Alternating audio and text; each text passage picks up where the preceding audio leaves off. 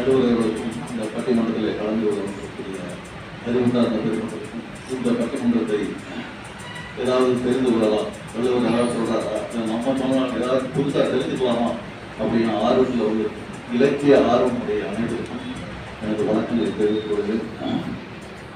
Sir, அறம் அறம் இல்லைன்னா ஒன்றும் இல்லைங்கிறது நான் முதலே ஒத்துக்கிறேன். அதை போக்கதான் ஜெயிக்கிறதுக்கே நான் வரல. சார், நம்ம போக்கணுமா ஜெயிக்கணுமா அந்த மாதிரி பட்டிமன்றம் இது அல்ல.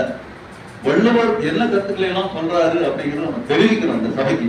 இவங்க தோக்கலாம், அவங்க ஜெயிக்கலாம், அவங்க ஜெயிக்கலாம், அதெல்லாம் செகண்ட் சார். வள்ளுவரை பத்தி பெருந்தன்மையோடு பேசுறாருன்னு நினைக்கிறேன். பெருந்தன்மையோடு பேசுறாருன்னு நினைக்கிறேன். தோல்வி வெற்றிக்கான களம் அல்ல. இல்ல இப்போ வடிவேல் நகைச்சுவை பெரியதா, விவேக் நகைச்சுவை பெரியதா, வெற்றி தோல்வி கொடுத்தலாம். பட் இது வந்து அப்படி இல்லை. இதுல இன்னொரு முக்கியமான விஷயம்னா 1330 குறள்ல அறம் 38 அதிகாரமும் 70 பொருள் அதிகாரம். ஒவ்வொரு அதிகாரத்துக்குள்ளேயும் அறம் ஒளிந்திருக்கிறது. ஒவ்வொரு வார்த்தைகளிலும் அறம் ஒளிந்திருக்கிறது. அறம் சொல்லாத குறள் இல்லை. நான் சொன்ன ஒரு குறள் உலகையாகும். அது எந்த குறள் அவனாலும் இருக்கலாம். அவ்வளவு சிறப்புகள், அவ்வளவு செம்மையானது இந்த திருக்குறள். இப்போ பொருள் அப்படின்னா பணம் மட்டும் அல்ல வள்ளுவர் பிடிக்கிறது. பொருள்னா அறிவு ஒரு பொருள்கிறார், கல்வி ஒரு பொருள்கிறார், செல்வம் பொருளை பற்றி 2 அதிகாரம் தான் இருக்கு. ஒண்ணு பொருள் செயல் வகை, இன்னொன்னு நன்றியில் செல்வம். 2 தான் இருக்கிறது. வேற ஏதாவது அவர் டச்சே பண்ணல. ஏன்னா பொருள் சொல்லிச்சுன்னா கல்வி ஒரு பொருள் தான், அறிவு ஒரு பொருள் தான், பண்புடன் ஒரு பொருள் தான், சாம்பிரான ஒரு பொருள் தான், நட்பு ஒரு பொருள் தான், பொருள் ஒரு பொருள் தான்.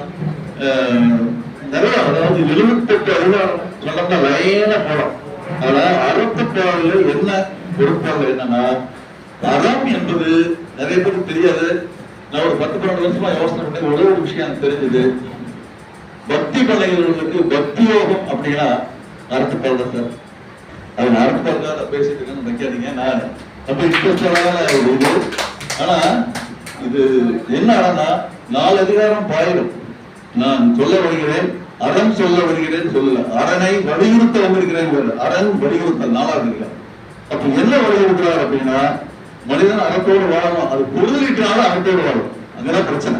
அப்போ இந்த 4வது அதிகாரத்தை விட்டீங்கன்னா 25வது அதிகாரம் வரைக்கும் 20 அதிகாரம் இறைவனுடைய அருளை பெறுவது எப்படி, அறத்துக்கு நான் பேசிட்டு இருக்கேன் எப்படி. அப்போ 25வது அதிகாரத்தில் 36வது மெய்யுணர்வு.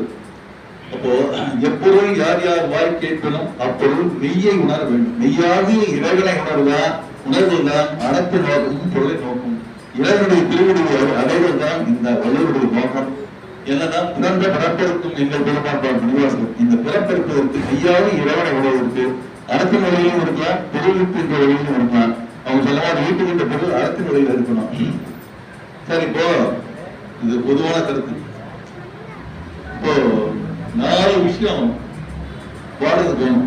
அறம் வேண்டாம் சொல்லவே இல்லை. எதுதான் அறம் இருக்கும். எந்த பாட்டு வேணாலும் இருக்குது. பொறுப்பாக நீங்க 70 அதிகாரத்தையும் எடுத்துக்க உள்ள அறம் இருக்கும். அது இப்படியே ஒரு சின்ன விட்டா போட்டுப்போம். அறமில்லாத வாழ்க்கையே கிடையாது. அப்போ நம்ம வாழ்க்கைக்கு என்னென்ன தேவை பாருங்க. பொறுப்பாக முக்கியமா குடிக்கிறாரு.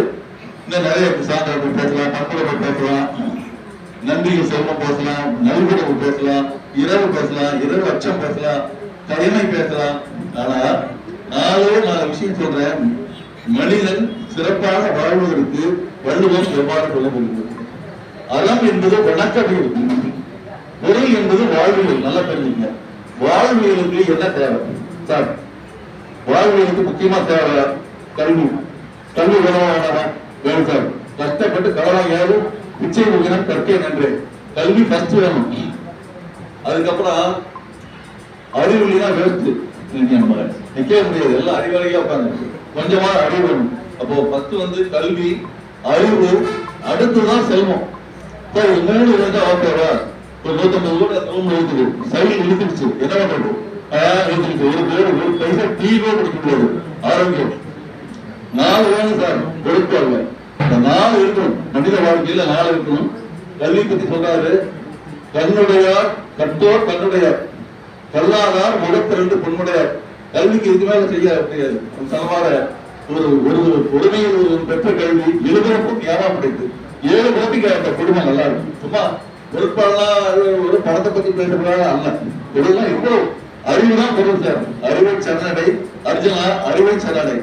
திருமணம் சொல்றாரு, இது மதியின் திருவழி மாணவர் வாழ்க்கை. மதியினுடைய வலிமையில தான் ஒரு வாழ்க்கை சிறப்பாக இருக்கும். மதியில்லாதவன் அறிவில்லாதவன் முட்டாள்கிறார். அறிவுடையார் எல்லாம் உடையார்.